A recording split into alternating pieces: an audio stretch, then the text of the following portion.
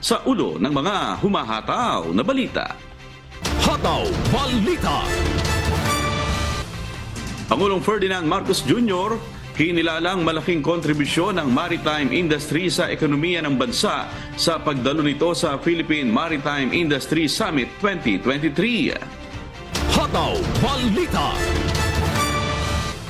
Pangulong Marcos Jr. inatasan ng mga opisyal ng Department of Public Works and Highways na makipagtulungan sa National Irrigation Administration upang maipatupad ang mga proyekto sa irigasyon. Hataw Balita. Kamara tinalakay ang planong pagbibigay ng 9 billion pesos na ayuda sa may hirap na pamilyang Pilipino bilang tulong sa epekto ng inflation o mataas na presyo ng mga bilihin. Hataw Balita. Unang batch ng bivalent COVID-19 vaccine Pfizer na mula sa COVAX facility, inaasang darating na sa bansa ngayong Marso. Hataw Balita. Senate Committee on Public Order and Dangerous Drugs Chairman Ronald Bato de la Rosa nais na magpatawag ng pagdinig sa Senado sa umano'y ginagawang recycling ng mga nasabat na iligal na droga. Hataw Balita. At ilang transport groups desidido pa rin na ituloy ang isang linggong tigil pasada na isasagawa sa March 6 hanggang March 12. Hataw Balita. Una sa ating mga humahataw na balita, kinilala ni Pangulong Ferdinand Marcos Jr. ang malaking kontribusyon ng maritime industry sa ekonomiya ng bansa sa pagdalo nito sa Philippine Maritime Industry Summit 2023 kahapon, February 28. Noon anyang 2022 aabot sa $6.71 billion ang naging remittances ng mga Filipino seafarer sa Pilipinas. 25% din ng maritime manpower sa mundo ay galing sa Pilipinas. Kaya naman ayon sa Pangulo, panahon na upang gawing prioridad ng gobyerno ang industriyang ito. Pakinggan po natin si Pangulong Ferdinand Marcos Jr. As a leader, I assure you that this administration will give its unqualified support in your aspirations of building a Philippine maritime industry that will be looked upon with admiration by the region and the rest of the world. Hinimok din ni PBBM ang mga kinukulang ahensya ng pamahalaan na suportahan ang implementasyon ng Maritime Industry Development Plan o MIDP para sa 2028. Nakapaloob sa MIDP 2028 ang 8 prioridad na programa para sa industriya. Kabilang narito ang pagsasaayos ng maritime transport safety at security, implementasyon ng digitalization at pagsusulong na mapataas ang kasanayan at gawing competitive ang maritime workforce.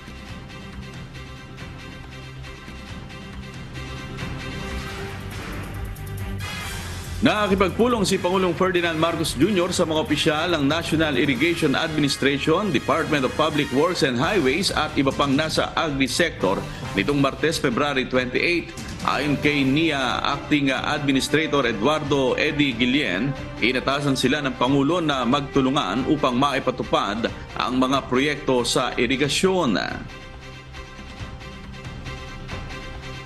May bilin din siya kay Secretary Manny Bunuan ng Public Works na magtutulungan kami. So kung mag-identify ngayon ng Public Works ng project, tutulong ang niya ngayon. So ituturo namin saan ba kami may kapakipakinabang na project dyan. O itong design namin na ito, itong aming nakahandang project plan na ito, pwede bang i-implement ng Public Works? Well, bigyan namin sa Public Works kung kaya po nila. Ayon kay NIA Chief, kakailanganin ng 200 billion pesos na halaga ng mga proyekto sa mga dam upang maging maayos ang lagay ng agrikultura sa bansa.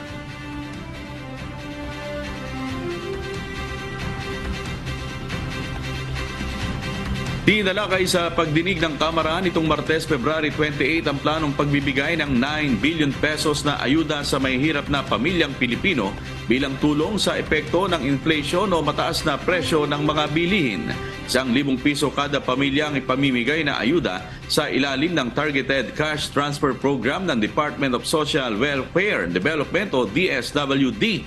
Hahatiin ang halaga sa 2 buwan kaya nangangahulugan na 500 piso ang maaring matanggap ng beneficiaries. Tiniyak naman ng mga ahensya ng pamahalaan na kabilang sa Development Budget Coordination Committee na may pagkukunan na ng pondo para sa 9 bilyong pisong kakailanganin para sa ayuda. Kinumpirma ng Department of Budget and Management na hindi na problema ng ahensya kung saan kukunin ang pondo para sa panukalang Targeted Cash Transfer Program. Subalit, hindi na ito idinitalye ng ahensya. Pakinggan po natin si DBM Secretary Amena Pangandaman. Details of this will be announced by the President once we finalize on our part, the DBM and the DOF, the source. But I think Secretary Jokno already mentioned that there's already a source for this. Nais ding malaman ng mga mababatas kung magagamit ba ang nakokolektang kita mula sa buwis sa pagpondo ng mga programang tutulong sa mga Pilipino. Paliwanag ni Marikina 2nd District Representative at Senior Vice Chairman ng Committee on Appropriations na si Stella Kimbo, kung mataasaan niyang inflation rate, mas malaki ang revenue o kita na makukuha ng pamahalaan mula sa makokolektang value-added tax. Hataw Balita. Inaasahang darating na sa bansa ngayong buwan ang unang batch ng bivalent COVID-19 vaccine Pfizer na mula sa COVAX facility. Ayon kay Department of Health Officer in Charge Undersecretary Maria Rosario Berhere, lumabas na ang emergency use authorization ng mga bakuna ang idodonate sa ating bansa. Unaan nila itong ibibigay sa vulnerable population. Kabilang narito ang mga healthcare worker, senior citizen at may comorbidity. Ilinaw ni Berhere na dapat ay mayroon muna ang 3 hanggang 4 na buwang interval bago ito maturukan ng bivalent vaccine matapos itong mabakunahan ng COVID-19 booster shot. Pakinggan po natin si DOH-OIC Undersecretary Maria Rosario Berhere. The bivalent vaccines can be received by those people or individuals belonging to our priority sectors with this 4 months interval. So halimbawa ikaw ay nakapagpabakuna noong October last year ng iyong booster dose, you can receive the bivalent vaccines after 4 months of being inoculated with this most recent vaccination that you've had. Dagdag pa ni Yusek Berhere, mayroon na ring final na operational guidelines sa paggamit nito. Kinakailangan na lamang na mapirmahan ng mga EXICOM member bago ito mailabas. Hataw Balita. Isinusulong ngayon ng Interagency Task Force for the Management of the Emerging Infectious Diseases na gawin na lang risk communication tool ang alert level system at hindi na ang batayan kung ano ang ipatutupad na restriksyon sa isang lugar. Ayon kay Department of Health Officer in Charge Undersecretary Maria Rosario Berhere, ito ang napag-usapan ng IATF matapos ang pakikipagsangguni sa mga lokal na pamahalaan sa pamamagitan ng survey. Pakinggan po natin si DOH-OIC Undersecretary Maria Rosario Berhere. So bottom line would be na pag-usapan na andyan na tayo doon sa direction kung saan we would like that the alert level system would not be a prescribing tool for restrictions anymore, but to just be a risk communication tool for our local governments and our people, our public, so that we are all guided on what should be done kung sakasakaling ano ang risk level ng bawat area sa ating bansa. Ayon pa kay Berhere, kailangan muna ang sangayunan ng lahat ng miyembro ng IATF at isapina ang mga detalye bago maipatupad ang isinusulong na bagong mekanismo ng alert level system. Hataw Balita. Sa iba pang balita, nais ni Senate Committee on Public Order and Dangerous Drugs Chairman Ronald Bato de la Rosa na magpatawag ng pagdinig sa Senado sa umano'y ginagawang recycling ng mga nasabat na illegal na droga. Kasunod ito ng isiniwalat ni Philippine Drug Enforcement Agency o PDEA Director General Moro Virgilio Lazo sa pagdinig ng Kamara kamakailan na sa halip na pera, ilang porsyento ng nakukumpiskang droga ang hinihingi ng mga informant o asset kapalit ng impormasyon. Pakinggan po natin si Senator Ronald Bato de la Rosa. O PDEA asset pa yun. Kung magbigay sila ng informasyon, in exchange for that information, hindi na yung cash rewards na to be approved by the DDB, yung Dangerous Drugs Board, kundi immediately, hatian na doon on the ground sa 30% of the seized or confiscated contraband, yung droga, which is very, very bad, very unacceptable, and makakahiblan kapag isipin mo yun. Kaya I am going to conduct another hearing pertaining to that. Ayon pa ni Bato sa PIDEA, Philippine National Police at Dangerous Drugs Board, maghanda na sa kanilang isasagot sa pagdinig.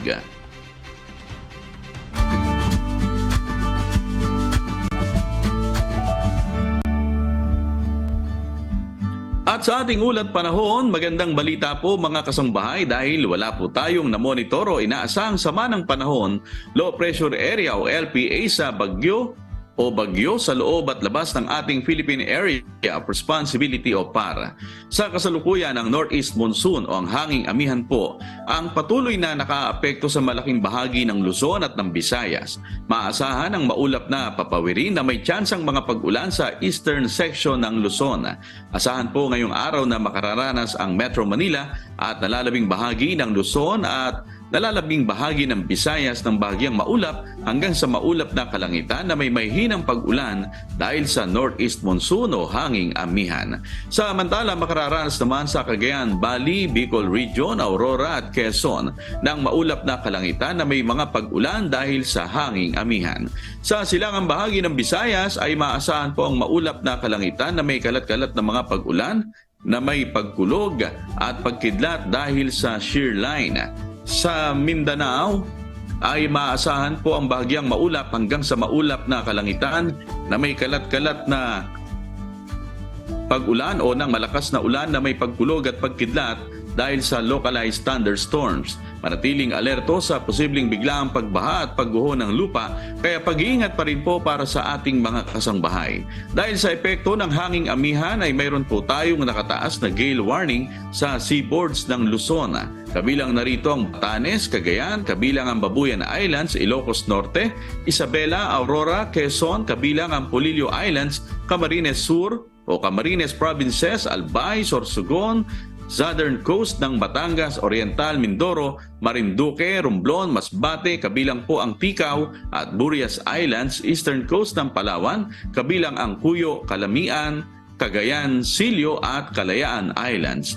May din pong gale warning sa seaboards ng Visayas, kabilang po rito ang Northern Samar, Eastern Samar, Samar, Leyte, Southern Leyte, Bilira, Negros Occidental, Negros Oriental, Guimaras, Iloilo, Capi, Saclan, Antique, Bohol, Cebu at Siquijor.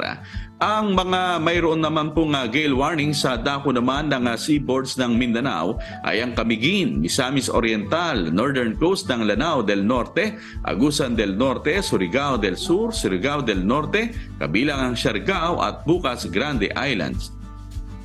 Inaasahan po na ang taas ng alon sa mga nabanggit na baybay na iaabot ng hanggang 5 meters. Kaya ang ating mga kababayang mangingisda, pati na rin po ang may maliliit na sasakyang pandagat, ay hindi pinahihintulutang pumalaot sa mga nasabing baybayin. Ang araw po ay sisikat alas 6:13 ng umaga. Tandaan, sa bawat araw na ating nasisilayan, tayo magpasalamat sa Diyos na may lalang. Hataw Balita. Samantala, inaprubahan sa Senado ang isang resolusyon na umaapila sa Land Transportation, Franchising and Regulatory Board o LTFRB na ipagpaliban ang pag-phase out sa tradisyonal na jeep at mga lumang modelo ng mga UB Express sa June 30, alinsunod sa PUB Modernization Program. Sa sesyon ng Senado nitong Martes, February 28, pinagtibay ang Senate Resolution 507 na nagpapahayag ng sentimiento ng mga senador na payagan munang makapamasada ang mga nasabing public utility vehicle habang hindi pa nare-resolve ba ang mga hinaing ng mga apektadong driver at operator. Ayon kay Senate Committee on Public Services Chairperson Grace Poe, hindi dapat pilitin ang mga tsoper at operator na sumunod sa PUB modernization hanggat hindi pa nare-resolba ang reklamo nila kaugnay sa pagsali sa kooperatiba at korporasyon. At higit sa lahat, ang napakamahal na gagastusin sa pagbili ng modern jeep na hindi anya kakayanin ng mga karamihan sa mga jeepney driver. Hataw Balita. Ipinare-review ng ilang senador sa Department of Transportation ang pagpapatupad ng PUB Modernization Program. Ito isang linggo bago ang one-week strike na pinaplano ng mga transport group. Ayon kay Senate Public Service Committee Chairperson Grace Poe, dapat pakinggan ng DOTR ang hinaing ng mga transport group. Pinasusumitin nito ang Kagawaran at Land Transportation, Franchising and Regulatory Board o LTFRB ng update tungkol sa modernization program upang malaman kung saan na ito ngayon at kung kaya ba talaga itong isakatuparan. Hinimok din ito si DOTR Secretary Jaime Bautista na personal na kausapin ng transport groups upang maiwasan ang nakaambang strike. Si Senator Chis Escudero, tinawag naman na minadali ang pagpaplano at agad-agad na ipinatupad ang modernization program. Wala rin anya itong safety nets para sa drivers at operators. Anya dapat ikonsidera ng pamahalaan ng pulisya sa pag-phase out, timetable at tulong na ibibigay sa mga maapektuhan ng programa. Bagaman suportado naman ni Senator Nancy Binay ang modernization, ikinadismaya nito ang tila pagsasawalang bahala ng pamahalaan sa pagkawala ng kabuhayan ng tsuper at operators dahil sa phase out. Hataw Balita. Desidido pa rin ang ilang transport groups na ituloy ang isang linggong tigil pasada na isasagawa sa March 6 hanggang March 12. Ito'y sa kabila ng panawagan ni Department of Transportation Secretary Jaime Bautista na magkaroon muna ng dialogo kaugnay sa deadline ng consolidation para sa Public Utility Vehicle o PUV Modernization Program. Ayon sa mga transport group, aabot na sa 100,000 unit ng mga pampublikong transportasyon ang inaasahan nilang lalahok sa transport strike. Kabilang sa mga inaasahang magtitigil pasada ang mga PUV na bumibiyahe sa Metro Manila, Calabarzon, Mimaropa, Ilocos Region, Central Luzon, Cordillera Administrative Region, Bicol Region, Negros, Iloilo, Davao Region at sa Cagayan de Oro. Pakinggan po natin si Mar Balbuena, chairman ng grupong Manibela. Dahil sa mga nilalabas ng LTFRB at ng mga ibang grupo, tatayo muna kami sa aming posisyon na tuloy po ang tigil pasada. Ang condition po natin, trap po muna nila yung memorandum circular na inilabas po nila. Sa kabila nito, kumpiyansa pa rin si Secretary Bautista na mareresolba rin ang issue upang hindi na matuloy ang planong transport strike. Nangako rin ito na nakahandang tumulong ang pamahalaan upang makapag-comply ang mga driver at operator sa programa. Pakinggan po natin si DOTR Secretary Jaime Bautista. Siguro papakiusapan pa rin namin sila na huwag ituloy, no? And marami rin namang mga grupo na sumusuporta doon sa ating modernization program, no? But ako ay very positive na mapag-uusapan yung issue and hindi mangyayari yung sinasabi nila na strike next week. Lahat naman pwedeng pag-usapan, di ba? Pag pinag-uusapan natin ang isang issue, no? Ma-address natin yan. Of course, very flexible naman ang ating gobyerno. Papakinggan natin lahat ng hinaing ng bawat stakeholder. No? So, posible rin naman. Hataw Balita. Posibleng sa darating na Mayo na magsisimula ang 5 taong tigil operasyon ng Philippine National Railways o PNR. Gayunman, ayon kay PNR General Manager Jeremy Regino, pwede pa itong mausog. Most probably ho, by May, ang una hong maghuhinto ay ang Alabang papuntang Calamba at pagdating naman po ng Oktubre ay hihinto naman po ang Tutuban to Bikutan or Tutuban to Alabang at Governor Pascual from Malabon hanggang Tutuban. Mga Oktubre po yan. Hindi pa ho pilal sapagkat masusi pa po nating pinag-aaralan. Hanggat maaari, ayaw nating premature ang paghinto ng operasyon ng PNR. Ang planong pansamantalang pagpapahinto sa operasyon ng PNR ay upang bigyang daan ang konstruksyon ng North-South Commuter Railway Project. Hataw Balita. Posibleng bumilis pa ang inflation o ang antas ng pagmahal ng mga bilihin noong buwan ng Pebrero kumpara noong Enero batay sa projection ng Bangko Sentral ng Pilipinas o BSP. Sa pagtaya ng BSP, papalo sa 8.5% hanggang 9.3% ang inflation rate ng Pebrero at posibleng mahigitan pa ang naitalang 8.7% nitong Enero. Ayon pa sa Bangko Sentral, ang mataas na inflation rate noong Pebrero ay inaasahang epekto ng pagtaas sa presyo ng liquefied petroleum gas o LPG at ng mahal na presyo ng karning baboy, isda, itlog at asukal. Oras, 29 na minuto, makalipas po ang ika-5 ng umaga at sa pagpapatuloy ng Hataw Balita Pilipinas. Matagumpay na nailigtas ng Naval Forces Western Mindanao ng Philippine Navy ang 24 na individual na binubuo ng 7 crew at 17 pasahero kasunod ng nangyaring engine trouble ng kanilang sasakyang pangdagat sa karagatang sakop ng Malaysia. Si Ari Silvestre humahataw. Hataw Balita. Nasa pangangalaga na ngayon ng Joint Task Force Tawi-Tawi, Provincial Disaster Risk Reduction and Management Office at Department of Social Welfare and Development Tawi-Tawi ang 7 crew at 17 pasaherong matagumpay na nailigtas ng Naval Forces Western Mindanao ng Philippine Navy sa karagatang sakop ng Tanjung Labian, Malaysia, nitong Sabado, February 26.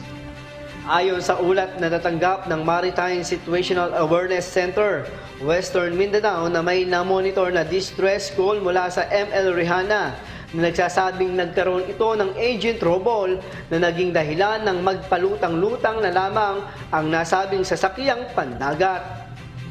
Dagdag pa ng ahensya, matagumpay na nabigyan ng tulong ang nasabing bangka sa pakikipagtulungan ng Royal Malaysian Ship Todak patungo sa Anchorage area sa Malaysia. Kasabay din ito ng pakikipag-ugnayan sa Naval Forces Western Mindanao sa Joint Task Force Tawi-Tawi para sa agarang aksyon at tulong. Matagumpay namang nahatak mula sa Tanjung Labian, Malaysia patungo sa Lamyon Rock sa Bangau, Tawi-Tawi sa pamamagitan ng BRF Florencio Inigo ang mga sasakyang pandagat ng mga biktima. Agad namang binigyan ng medical attention ang mga na-rescue crew at pasahero bago i-turn over sa pangangalaga ng GTF Tawi-Tawi, PDRRMO at DSWD Tawi-Tawi. Diyos ang aming sandigan, serbisyo publiko ang aming pinahahalagahan. Ari Silvestre, humahataw! Hataw Balita. Pinawi ng Department of Health o DOH ang pangamba ng publiko sa bird flu. Ayon kay DOH Officer in Charge Undersecretary Maria Rosario Berhere, hindi madaling mahawa ang tao sa nasabing virus at hindi basta-basta na ipapasa sa kapwa-tao. Ang pahayag ni Berhere kasunod ng napaulat na pagkamatay ng isang 11 taong gulang na batang babae sa Cambodia matapos mahawaan ng bird flu kamakailan. Hataw Balita. May plano na ang Bureau of Fisheries and Aquatic Resources o BIFA Region 3 na palakasin pa at gawing community-based ang paggawa ng asin sa ilang probinsya sa Central Luzon. Si Nestor Torres humahataw. Hataw Balita. 17 million pesos ang pondong inilaan ng pamahalaan sa Bureau of Fisheries and Aquatic Resources o BIFAR para sa salt industry sa Central Luzon. Ayon kay Wilfredo Cruz, Regional Director ng BIPAR Region 3, nasa 221 hektarya ang asinan sa gitnang Luzon na kayang mag-produce ng mahigit 5,000 metric tons kada taon. Para mapalakas ang industriya ng asin at produksyon nito, maglalaan ng pondo ang BIPAR para sa salt machineries sa paggawa ng iodized salt. Magbibigay din anya ng karagdagang kagamitan para sa mga nag-aasin, kabilang na ang tabla, tisa at solar pump. Aayusin din ang mga bodega ng mga asinan para masecure ang mga pinoproduce na asin at tumagal ito. Meron kaming dalawang karagatan. So nandito yung West Philippine Sea, asset din yung Pacific. So with proper implementation of technologies and siyempre sinukonsider din natin yung kanilang traditional. Sa ngayon kasing walang intervention, nakakapag-produce sila, how much more kung meron kahit konting tulong lang, ay sigurado ito na may increase yung ating production. Samantala, sa bahagi naman ng Aurora, magiging community-based approach ang produksyon ng asin, kung saan maglalagay ng isang shaded na filtered water na mapagkukunan ng mga tubig alat na pwede nilang iluto. Magbibigay ang BIPAR ng lutuan ng asin sa mga community sa pamamagitan ng consolidation ng volume. May ipon ito at matutustusan ang pangailangan ng asin sa ating bansa. More on niluluto yung asin. Niluluto naman. Meron ding sistema na kasi pag sa asin na kinakayod, yung unang asin kasi nito medyo maduming konti. So ito yung ginagamit sa agricultural salt, pinang-fertilize. Tapos meron silang tinatawag na second grade, yung tinatawag nilang barara. Ito naman ay ginagamit din sa industrial. At yung iba dito ay yung binibili naman ng taga Zambales, pinapatining nila at niluluto. Yun din ang ginagawa para naman sa stable salt para sa mga home consumption. So nag-devise na rin kami, meron na kami mga ginagawa mga proyekto ngayon at sinama na rin namin ang Aurora dahil ang Aurora kasi is kilala sa isa sa mga pinakamalinis na karagatan ng. Nahati sa 3 klase ang asin sa bansa. Agricultural, ito ay ginagamit sa pataba. Industrial, ito ay ginagamit sa pag-preserve ng mga produkto gaya ng paggawa ng ice cream. At ang pangatlo ay ang iodized para sa human consumption. Diyos ang aming sandigan, serbisyo publiko ang aming pinahahalagahan. Nestor Torres, humahataw!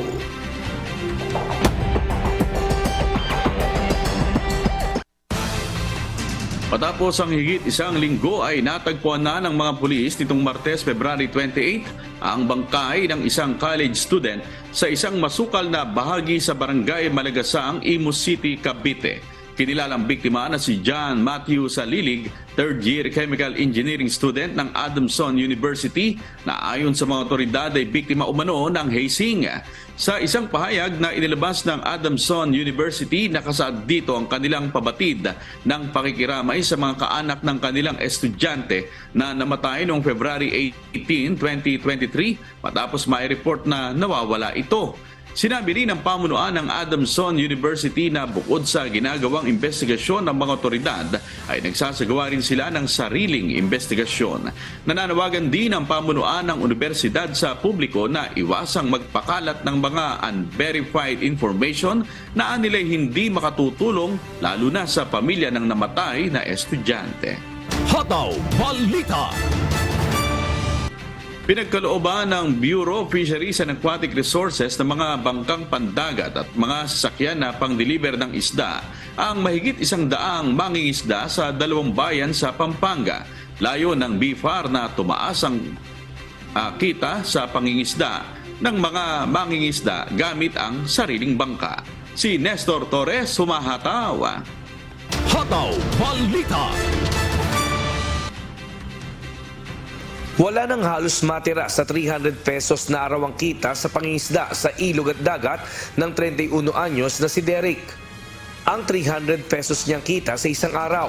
Kulang na kulang ang 200 piso na uuwi lang bilang pambayad sa upa sa bangka.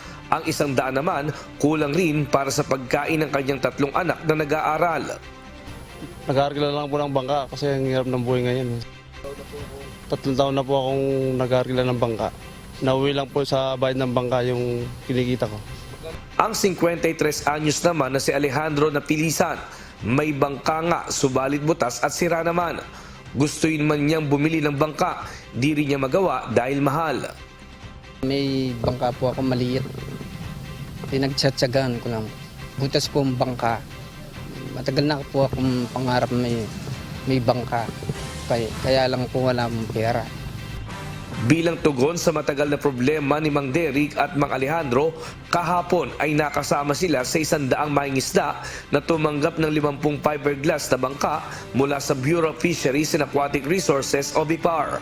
Bukod pang karagdagan ng 10 live fish transport o bakulingling na may ice cooler na magagamit sa pagde-deliver na kanilang mahuhuling mga isda. Ayon kay BIPAR Region 3 Regional Director Wilfredo Cruz, kada isang bangka ay 2 ang makikinabang o magmamay-ari upang pareho silang kumita at mag-ingat nito. Umaabot ng halos 4 million yung mga pinamigay nating mga interventions ngayon. Bagamat ang motor ng bakulingling ay sa counterpart ito ng provincial government ng Pampanga. Bali 10 motor po yun. Ay oxygen na may fiberglass at may mga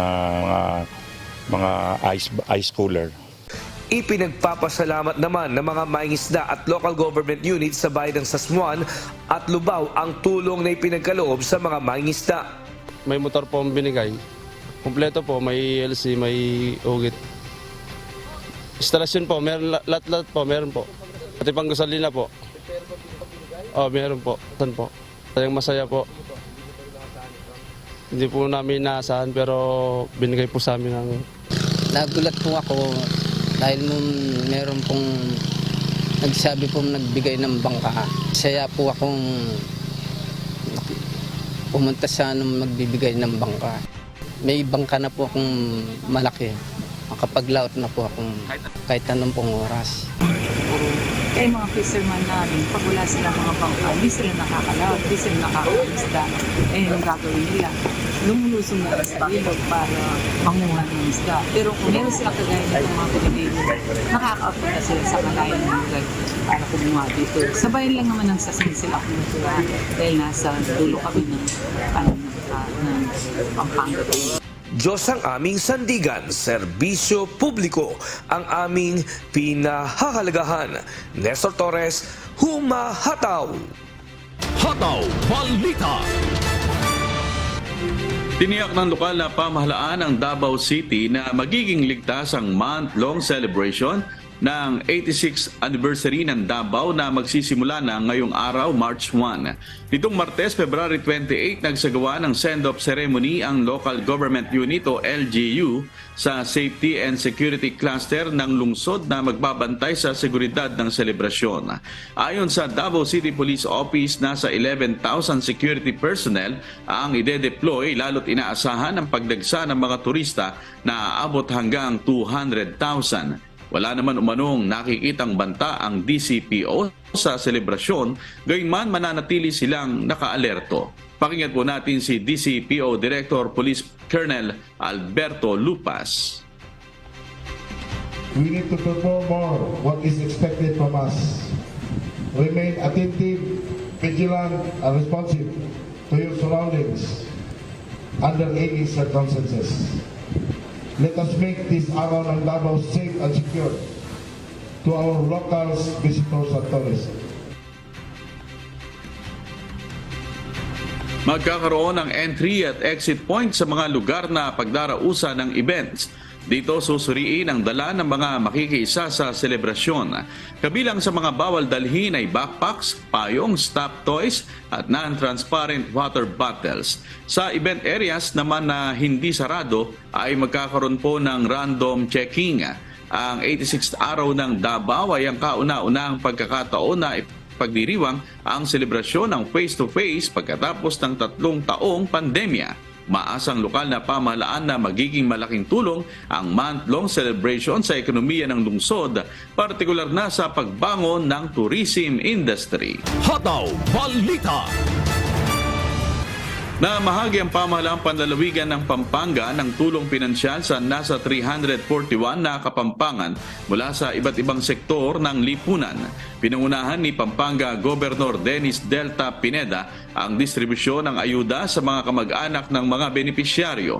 Kabilang sa mga naging benepisyaryo ng financial assistance ay mga senior citizen, anak ng mga overseas Filipino workers o OFW, persons with disabilities o PWDs at mga individual na mayroong sakit. Ang iba't ibang biyayang ipinamahagi sa pakikipagtulungan ng Provincial Social Welfare and Development Office o PSWDO ay tulong pinansyal sa hospital bills, medical, financial at burial assistance mula sa PSWDO Medical Assistance Office at Provincial Treasurer's Office o PTO. Kasama rin sa pamahagi sa nasabing distribusyon ng ayuda, sina 3rd District Board Member Attorney Ananias Canlas Jr., 4th District Board Member Paul Balingit, Nelson Calara at PSWDO Head Elizabeth Baybayan. Hataw Balita. At muli kami po ay nag-aanyaya sa nagpapatuloy na mass indoctrination ng MCGI. Day 3 na po tayo. Mamayang alas 7 po muli ng gabi, Philippine Standard Time, sa official MCGI social media accounts. Kabilang po ang MCGI channel, ang official YouTube channel ng Members Church of God International. Patuloy rin po namin kayong inaanyayahan na makiisa sa Global Prayer for Humanity tuwing Lunes hanggang Biyernes alas 9:30 ng gabi. Ito po ay naka-stream ng live sa lahat ng MCGI social media accounts. Ang Global Prayer for Humanity ay bukas po sa lahat, anuman ang inyong relihiyon o lahi. Mga kasangbahay, kung meron po kayong balitang hindi ninyo napanood o kaya ay may nais kayong muling panoorin sa Hataw Balita Pilipinas, bisitahin lamang po ang aming mga official social media account. I-like at i-follow ang UNTV News and Rescue Facebook account at i-click ang subscribe button sa UNTV News and Rescue YouTube channel. Mapapanood nyo rin po rito ang iba pang news programs ng UNTV, pati na ang iba pang videos na nag-iisang public service channel. Kaya, subscribe, like, and share. At narito naman ang ilan sa mga isyong dapat abangan mamaya sa GMK News.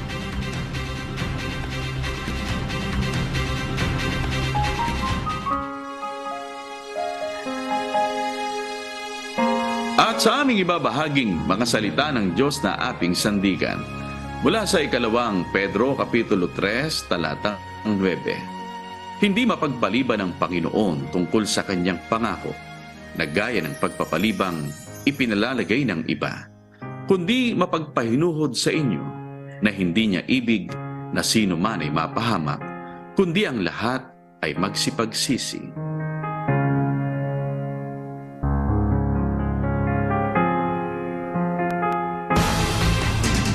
At yan po ang mga humahataw na balita ngayong umaga ng Miyerkules, ika-1 sa buwan ng Marso 2023. Sa ngalan po ng lahat ng bumubuo ng UNTV News and Rescue at ng UNTV Radyo La Verdad 1350, ng ating mga correspondent mula Luzon, Visayas at Mindanao. Ako po ang inyong amigo, Sherwin Kulubong, at dito sa UNTV at UNTV Radyo La Verdad 1350. Diyos ang aming sandigan, serbisyo publiko ang aming pinahahalagahan. Susunod na po ang Good Morning Kuya. Salamat po sa Diyos at magandang umaga.